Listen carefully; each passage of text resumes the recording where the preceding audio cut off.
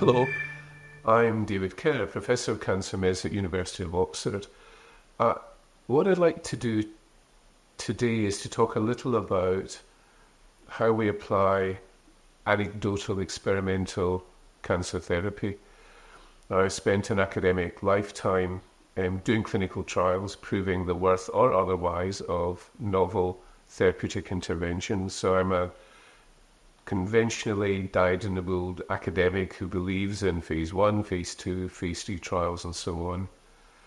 I'm responsible, one of the architects of the National Cancer Plan, not only in the UK but elsewhere, in which I've promulgated and supported the use of national clinical guidelines, the sense of levelling up, improving standards across the board in terms of how we treat and deliver care to our cancer patients. And yet, despite that logic, despite that academic rigour, there is a bit of me yearns for the older days in which we could much more flexibly and easily deliver more experimental types of treatments. Now we're rather rigidly bound according to quite strict protocols, and it's difficult for me, who's been around for a while, to be able to try, if you like, unconventional chemotherapy because I have an idea that it might work, or some other treatment. Donald Trump in his last presidency was, I think, rather rightly proud of the fact that he supported, published the Right to Try Act. And this allowed patients with terminal illnesses in the United States, not only cancer patients, but terminally ill, to apply for compassionate use of experimental drugs without having to go through the FDA.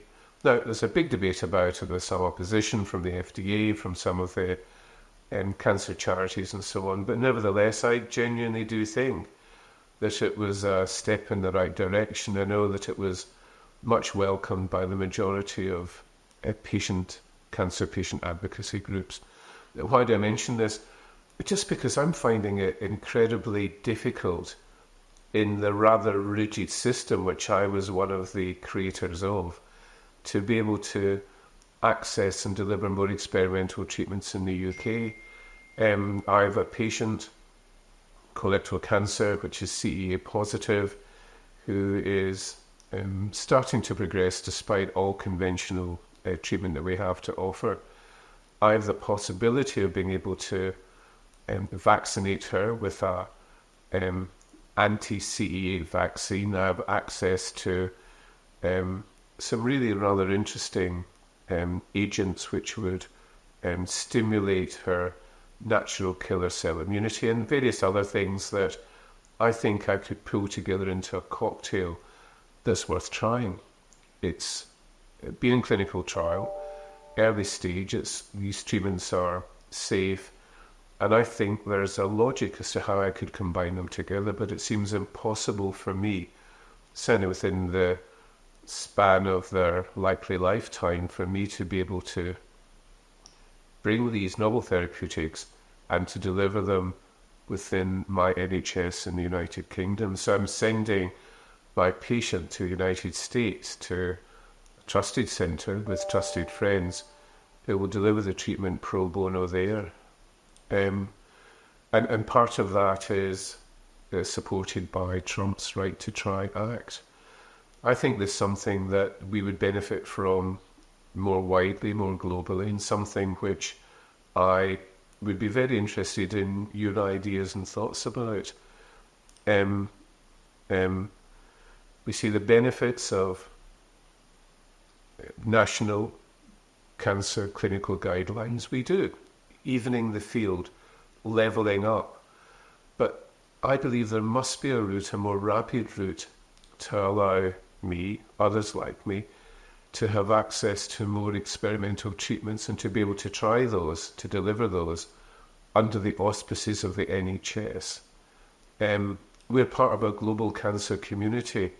I have friends everywhere working within industry, within biotech, and all sorts of interesting agents which, through phase 1 and phase 2, have proven safe, which I would like to be able to use, perhaps in combination for specific patients that I see, based on their mutational status, based on my understanding of the immune tumour microenvironment, and so on. But at the moment, it's proving very difficult for me to be able to do that. I'd be really, really interested in your comments on this one. Trump's Right to Try Act, I think, is a good thing, and it's something that I would like the freedom to be able to deliver within my own setting within our NHS in the United Kingdom. Thanks for listening. Very, very interested in your comments and any points you care to make. But for the time being, Medscapers, ahoy and over and out. Thank you.